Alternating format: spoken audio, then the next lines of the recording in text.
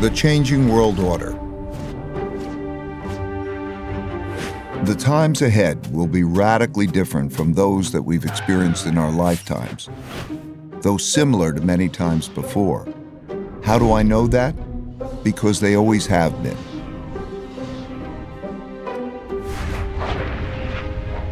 Over my roughly 50 years of global macroeconomic investing, I've learned the hard way that the most important events that surprised me did so because they never happened in my lifetime.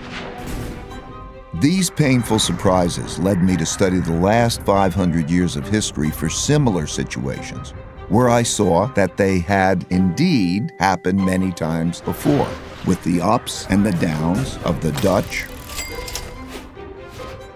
British,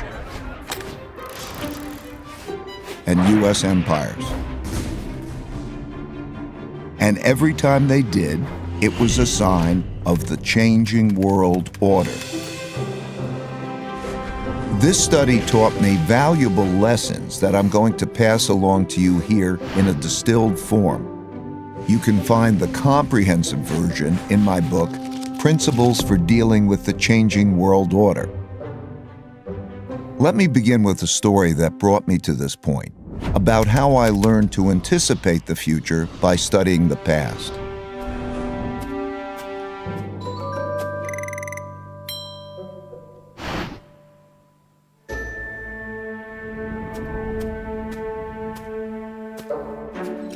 In 1971, when I was a young clerk on the floor of the New York Stock Exchange, the United States ran out of money and defaulted on its debts. That's right, the U.S. ran out of money. How? Well, back then, gold was the money used in transactions between countries. Paper money, like the dollar, was like checks in a checkbook in that it had no value other than it could be exchanged for gold, which was the real money. At the time, the United States was spending a lot more money than it was earning by writing a lot more of these paper money checks than it had gold in the bank to exchange for them. As people turned these checks into the bank for gold money, the amount of gold in the U.S. started to dwindle. It soon became obvious that the U.S. couldn't keep its promises for all the existing paper money, so people holding dollars rushed to exchange them before the gold ran out. Recognizing that the U.S. was going to run out of real money, on Sunday evening, August 15th, President Nixon went on television to tell the world that the U.S. was breaking its promise to let people exchange their dollars for gold. Of course, he didn't say it that way. He said it more diplomatically, without making it clear that the United States was defaulting. The strength of a nation's currency is based on the strength of that nation's economy. And the American economy is by far the strongest in the world. Accordingly, I have directed the Secretary of the Treasury to take the action necessary to defend the dollar against the speculators. I have directed Secretary Connally to suspend temporarily the convertibility of the dollar into gold or other reserve assets, except in amounts and conditions determined to be in the interest of monetary stability and in the best interest of the United States. I watched in awe, realizing that money as we understood it was ending. What a crisis. I expected the stock market to plunge the next day, so I got on the exchange floor early to prepare. When the opening bell rang, pandemonium broke out, but not the kind I expected. The market was up, way up, and went on to rise nearly 25%. That surprised me because I never experienced a currency devaluation before. When I dug into history, I discovered that the exact same thing happened in 1933 and had the exact same effect. Then, paper dollars were also linked to gold, which the U.S. was running out of because it was spending more paper money checks than it had gold to exchange for them. And President Roosevelt announced on the radio that he would break the country's promise to exchange dollars for gold. It was then that I issued the proclamation providing for the national bank holiday and this was the first step in the government's reconstruction of our financial and economic fabric. The second step, last Thursday, was the legislation promptly and patriotically passed by the Congress, confirming my proclamation and broadening my powers so that it became possible, in view of the requirement of time, to extend the holiday and lift the ban of that holiday gradually in the days to come. This law also gave authority to develop a program for facilitation. In both cases, breaking the link to gold allowed the U.S. to continue spending more than it earned, simply by printing more paper dollars. Since there was an increase in the number of dollars without an increase in the country's wealth, the value of each dollar fell. As these new dollars entered the market, without a corresponding increase in productivity, they went to buy lots of stocks, gold, and commodities, and hence caused their prices to rise. As I studied more history, I saw that the exact same thing happened many, many times before. I saw that since the beginning of time, when governments spent much more than they took in taxes, and conditions got bad, they ran out of money and they needed more. So they printed more, a lot more, which made its value fall and made the prices of most everything, including stocks, gold, and commodities, rise. That's when I first learned the principle that when central banks print a lot of money to relieve a crisis, buy stocks, gold, and commodities, because their value will rise and the value of paper money will fall. This printing of money is also what happened in 2008 to relieve the mortgage-driven debt crisis, and in 2020 to relieve the pandemic-driven economic crisis, and it almost certainly will happen in the future. So I suggest that you keep this principle in mind. These experiences gave me another principle, which is to understand what is coming at you, you need to understand what happened before you. That principle led me to study how the Roaring '20s bubble turned into the 1930s depression, which gave me the lessons that allowed me to anticipate and profit from the 2007 bubble turning into the 2008 bust. All these experiences led me to develop an almost instinctual urge to look to the past for similar situations to learn how to handle the future well. Changing orders.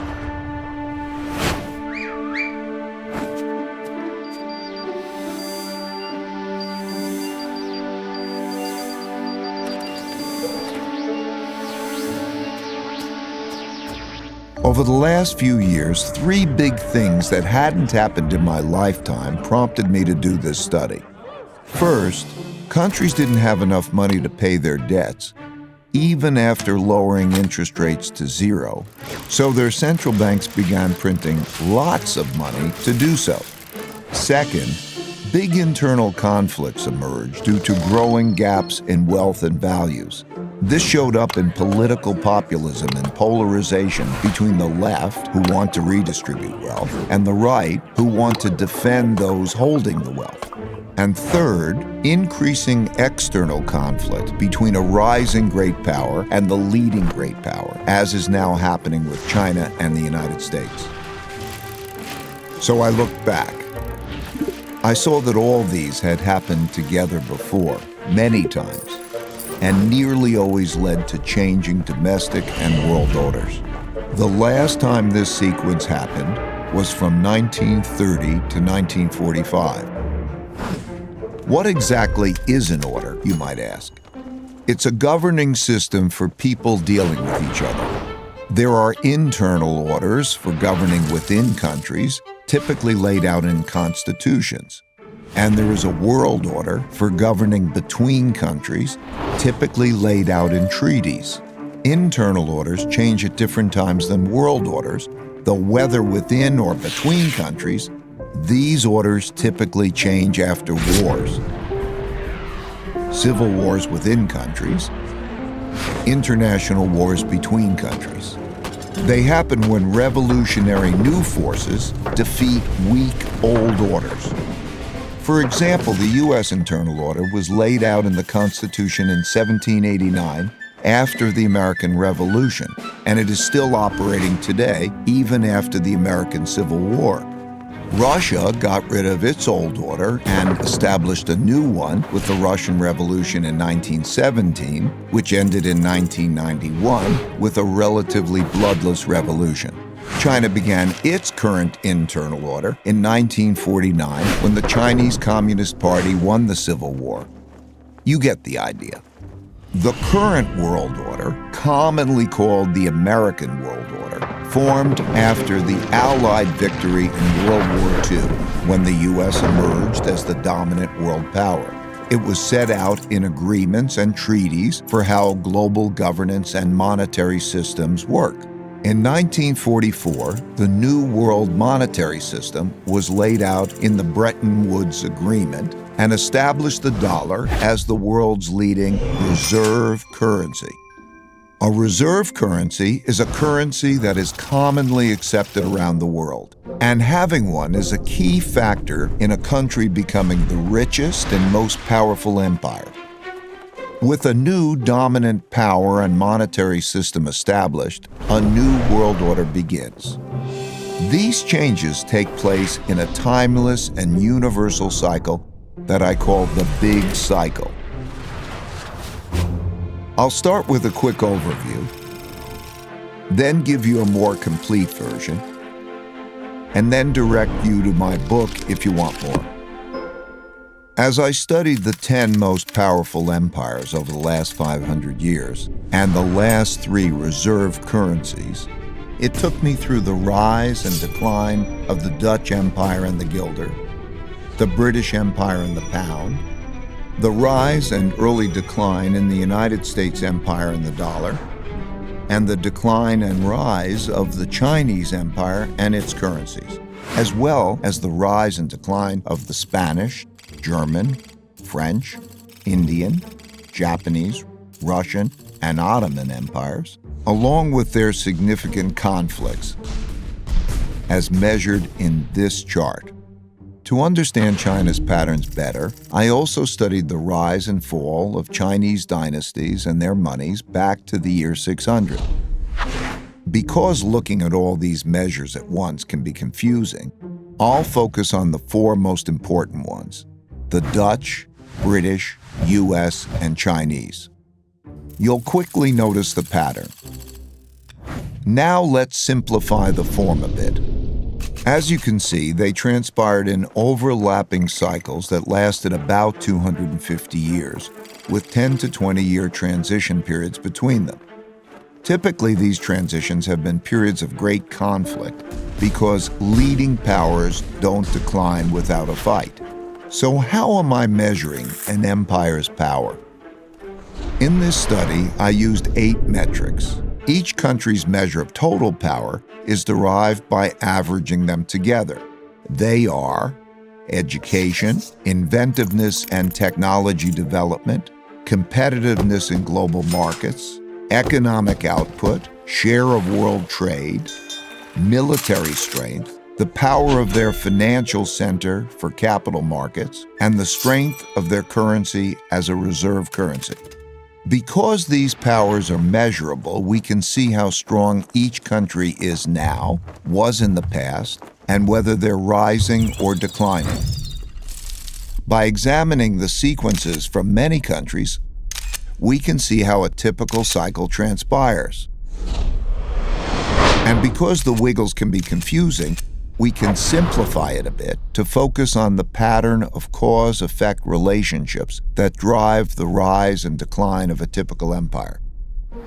As you can see, better education typically leads to increased innovation and technology development, and with a lag, the establishment of the currency as a reserve currency.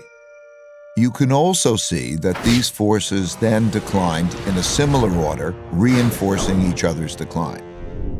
Let's now look at the typical sequence of events going on inside a country that produces these rises and declines. In a nutshell, the big cycle typically begins after a major conflict, often a war, establishes the new leading power and the new world order. Because no one wants to challenge this power, a period of peace and prosperity typically follows. As people get used to this peace and prosperity, they increasingly bet on it continuing. They borrow money to do that, which eventually leads to a financial bubble. The empire's share of trade grows, and when most transactions are conducted in its currency, it becomes a reserve currency, which leads to even more borrowing. At the same time, this increased prosperity distributes wealth unevenly, so the wealth gap typically grows between the rich haves and the poor have-nots. Eventually, the financial bubble bursts, which leads to the printing of money and increased internal conflict between the rich and the poor, which leads to some form of revolution to redistribute wealth. This can happen peacefully or as a civil war. While the empire struggles with this internal conflict, its power diminishes relative to external rival powers on the rise. When a new rising power gets strong enough to compete with the dominant power that is having domestic breakdowns, external conflicts, most typically wars, take place. Out of these internal and external wars come new winners and losers. Then the winners get together to create the new world order, and the cycle begins again. As I looked back, I saw that these cause and effect relationships drove the cycles of rises and declines all the way back to the Roman Empire. I saw how the stories of each one of these cycles blended together with others before, during, and after, in the same way as each individual story blends with others to make the epic 500-year story that is our collective history. And like human life cycles, no two are exactly the same, but most are similar. They're driven by logical cause and effect relationships that progress through stages from birth to strength and maturity to weakness and inevitably decline. However, that's like saying a person's life cycle takes 80 years on average, without recognizing that many are much shorter and many are longer. While age can be a good indicator of future longevity, a better way is to look at health indicators. One can do that with empires and their vital signs too. I found that by watching the indicators of power change, I was able to see what stage a country was in, which helped me to anticipate what was likely to come next. Now, I'll take you through the big cycle in more detail. Give me 20 minutes and I'll give you the last 500 years of history and show you the similar patterns across the Dutch, British, US, and Chinese empires. 500 years of big cycles.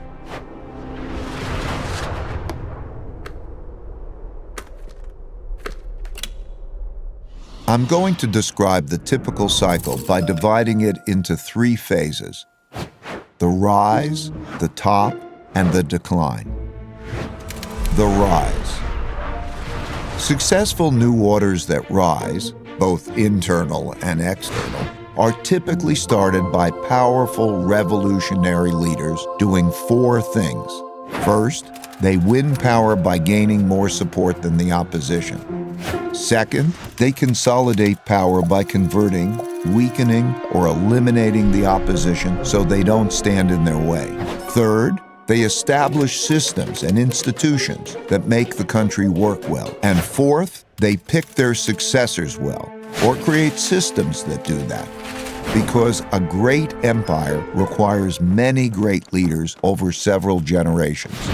At this stage, soon after winning the fight, there is typically a period of peace and growing prosperity because the leadership is clearly dominant and has broad support, so no one wants to fight it. During this phase, leaders within the country have to design an excellent system to raise the country's wealth and power.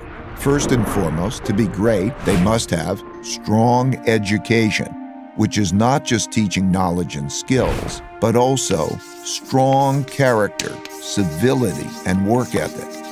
These are typically taught in the family, schools, and religious institutions. That provides a healthy respect for rules and laws, order within society, low corruption, and enables them to unite behind a common purpose and work well together.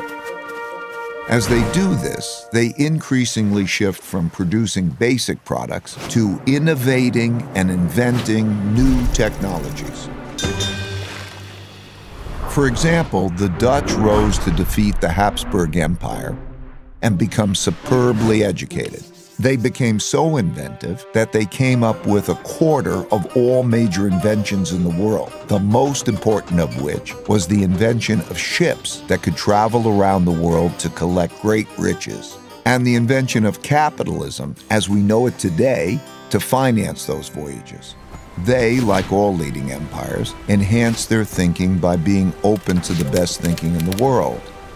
As a result, the people in the country become more productive and more competitive in world markets, which shows up in their growing economic output and rising share of world trade.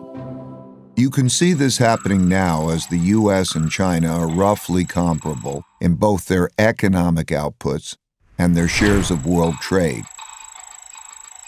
As countries trade more globally, they must protect their trade routes and their foreign interests from attack, so they develop great military strength. If done well, this virtuous cycle leads to strong income growth, which can be used to finance investments in education, infrastructure, and research and development. They must also develop systems to incentivize and empower those that have the ability to make or take wealth. In all of these cases, the most successful empires used a capitalist approach to develop productive entrepreneurs. Even China, which is run by the Chinese Communist Party, used a form of this capitalist approach.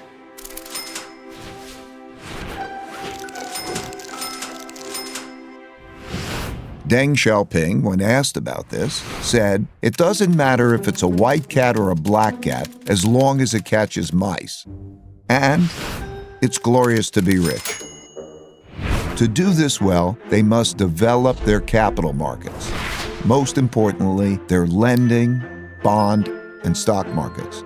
That allows people to convert their savings into investments to fund invention and development, and share in the successes of those who make great things happen.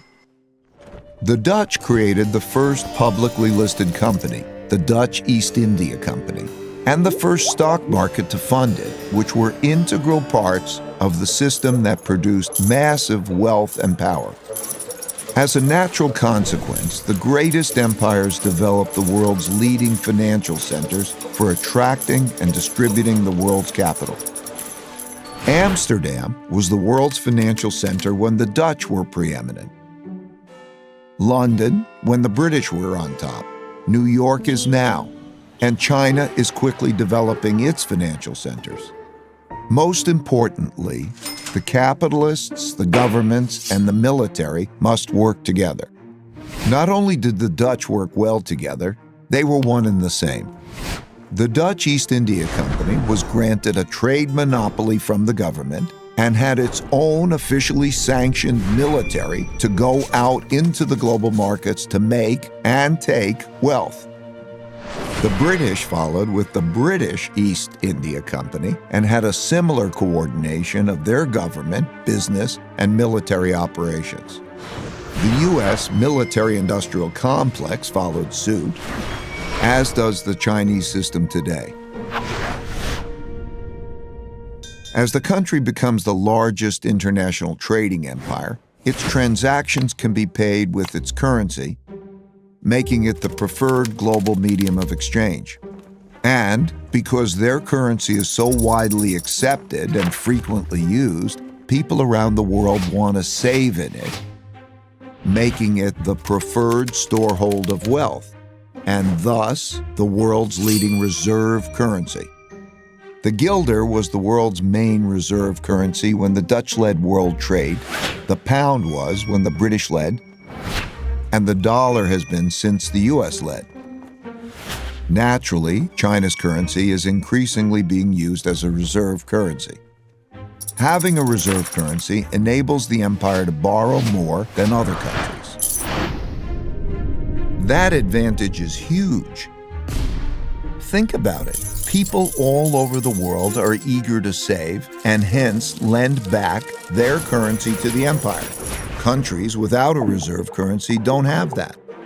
And when the empire runs out of its own money, remember the United States in 1971? They can always print more. The exorbitant privilege afforded by the empire's reserve currency leads borrowing to increase and the beginning of a financial bubble. This series of cause and effect relationships leading to mutually supportive financial, political, and military powers, bolstered by the borrowing power of a reserve currency, have gone together since history began to be recorded. All the empires that became the most powerful in the world followed this path to the top.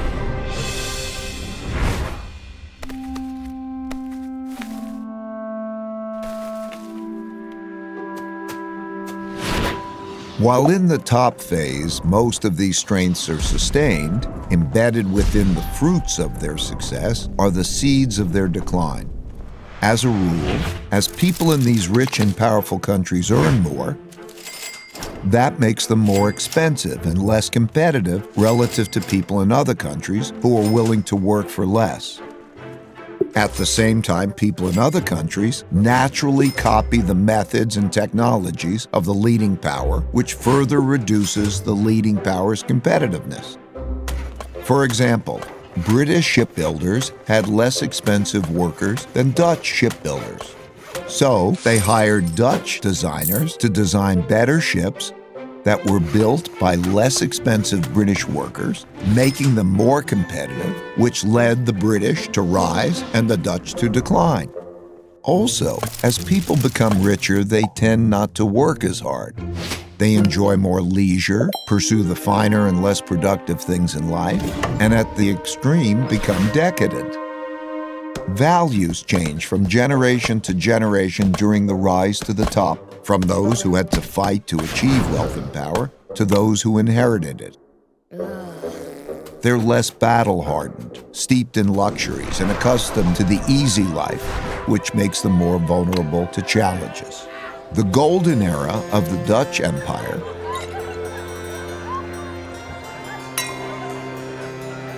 and the Victorian era of the British Empire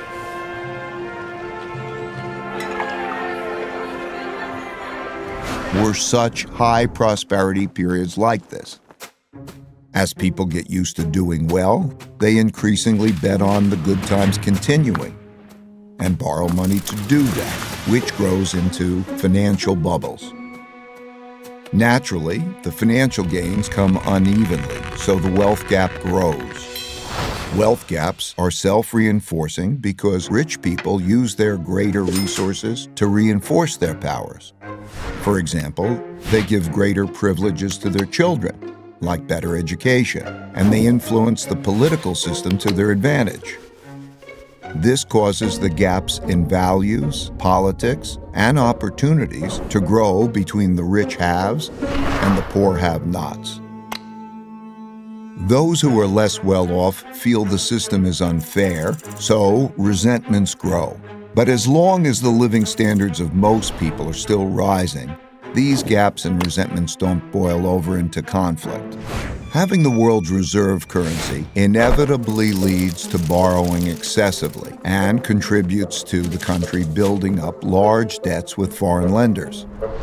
While this boosts spending power over the short term, it weakens the country's financial health and weakens the currency over the long term. In other words, when borrowing and spending are strong, the empire appears very strong, but its finances are in fact being weakened. The borrowing sustains the country's power beyond its fundamentals by financing both domestic overconsumption and international military conflicts required to maintain the empire. Inevitably, the cost of maintaining and defending the empire becomes greater than the revenue it brings in, so having an empire becomes unprofitable. For example, the Dutch Empire overextended around the world and fought war after increasingly expensive war with the British and other European powers to protect its territory and trade routes. The British Empire similarly became massive, bureaucratic, and lost its competitive advantages as rival powers, particularly Germany, soared, leading to an increasingly expensive arms race and world war. The U.S. has spent about $8 trillion on foreign wars and their consequences since September 11, and trillions more for other military operations and for supporting military bases in 70 countries. And it still isn't spending enough to support its military competition with China in the area around China. In this cycle, the richer countries eventually get deeper into debt by borrowing from poorer countries that save more. It's one of the early signs of a wealth and power shift. This started in the United States in the 1980s when it had a per capita income 40 times that of China's and started borrowing from Chinese who wanted to save in dollars because the dollar was the world's reserve currency. Similarly, the British borrowed a lot of money from its much poorer colonies, and the Dutch did the same at their top. If the empire begins to run out of new lenders, those holding their currency begin to look to sell and get out rather than to buy, save, lend, and get in.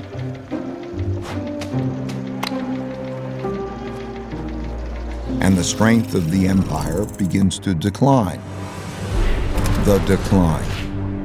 The decline comes from internal economic weakness together with internal fighting or costly external fighting or both. Typically, the decline comes gradually and then very suddenly.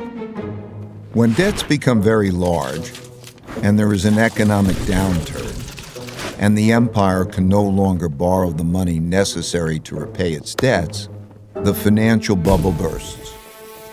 This creates great domestic hardships and forces the country to choose between defaulting on its debts or printing a lot of new money. It always chooses to print a lot of new money, at first gradually and eventually massively. That devalues the currency and raises inflation. For the Dutch, this was the financial crisis brought about by financial excesses and paying for the Fourth Anglo-Dutch War. Similarly, for the British, it was paying for its financial excesses and its debts from the two world wars. And for the U.S., it's been 3 cycles of debt finance booms and busts since the 90s, with the central bank stepping in each time with stronger measures. When the government has problems funding itself, when there are bad economic conditions, and living standards for most people are declining, and there are large wealth, values, and political gaps, internal conflict between the rich and the poor, as well as different ethnic, religious, and racial groups, greatly increases. This leads to political extremism that shows up as populism of the left or the right. Those of the left seek to redistribute the wealth, while those of the right seek to maintain the wealth in the hands of the rich. Typically, during such times, taxes on the rich rise, and when the rich fear their wealth and well-being will be taken away, they move to places, assets, and currencies they feel safer in. These outflows reduce the empire's tax revenue, which leads to a classic, self-reinforcing, hollowing out process. When the flight of wealth gets bad enough, governments outlaw it. Those seeking to get out begin to panic. These turbulent conditions undermine productivity, which shrinks the economic pie and causes more conflict about how to divide the shrinking resources. Populist leaders emerge from both sides and pledge to take control and bring about order. That's when democracy is most challenged because it fails to control the anarchy. and it is when the move to a strong populist leader who will bring order to the chaos is most likely. As conflict within the country escalates, it leads to some form of revolution or civil war to redistribute wealth and force the necessary big changes. This can be peaceful and maintain the existing order, but it's more often violent and changes the order. For example, the Roosevelt Revolution to redistribute wealth was relatively peaceful and maintained the existing internal order, while the French Revolution, the Russian Revolution, and the Chinese Revolution were much more violent and led to new internal orders. This internal conflict makes the empire weak and vulnerable to rising external rivals who, seeing this domestic weakness, are more inclined to mount a challenge. This raises the risk of great international conflict, especially if the rival has built up a comparable military. Defending oneself and one's empire against rivals requires great military spending, which has to occur as domestic economic conditions are deteriorating and the empire can least afford it. Since there is no viable system for peacefully adjudicating international disputes, these conflicts are typically resolved through tests of power. As bolder challenges are made, the leading empire is faced with the difficult choice of fighting or retreating. Fighting and losing is the worst outcome. But retreating is bad too, as it cedes progress to the rival and signals that the empire is weak to those countries that are considering which side to be on. Poor economic conditions cause more fighting for wealth and power, which inevitably leads to some kind of war. Wars are terribly costly. At the same time, they produce the tectonic shifts that realign the new orders to the new realities of wealth and power in the world.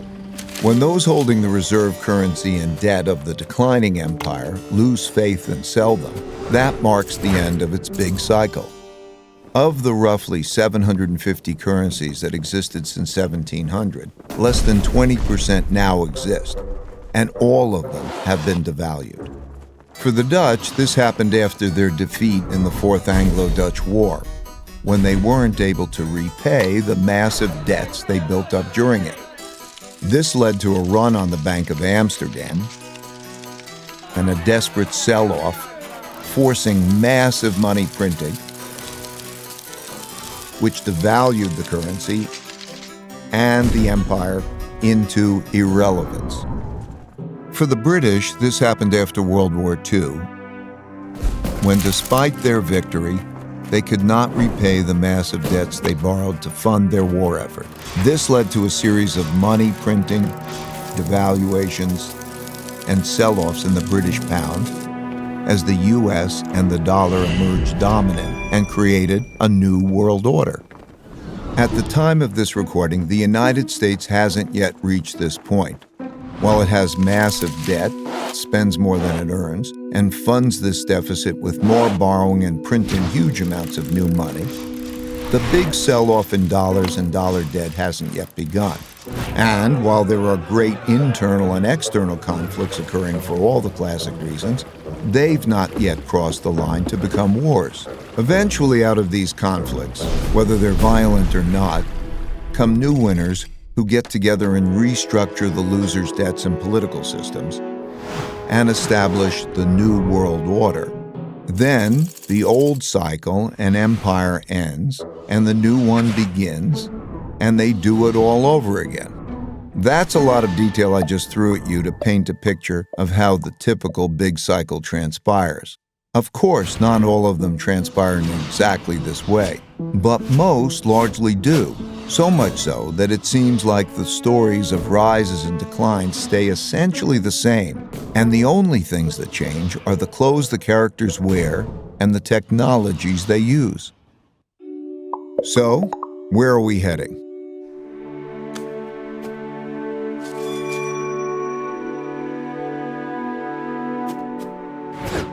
The future.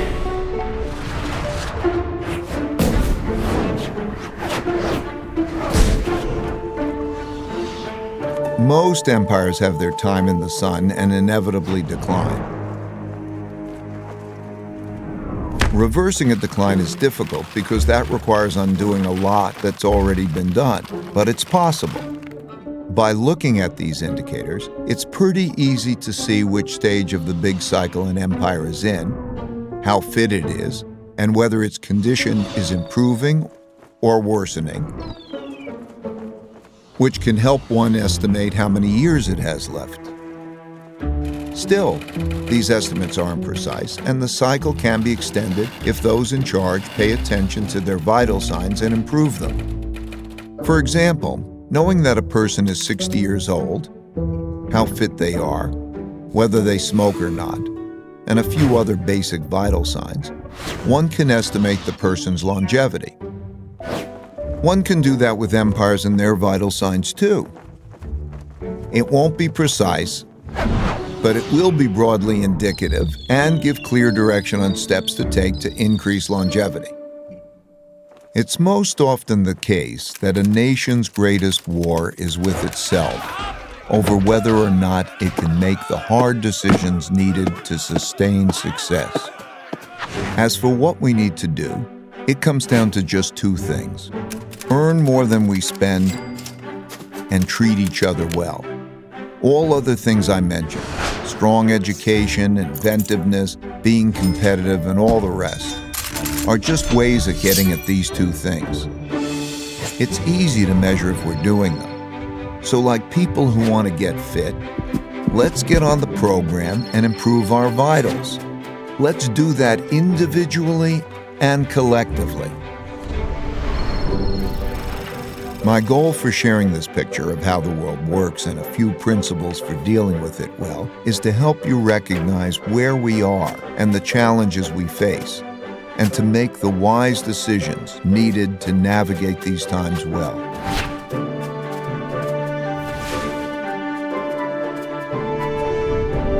Since there is a lot more to discuss and we are out of time, you can learn more in my book, Principles for Dealing with the Changing World Order, and I look forward to continuing this conversation at economicprinciples.org and on social media. Thank you, and may the force of evolution be with you.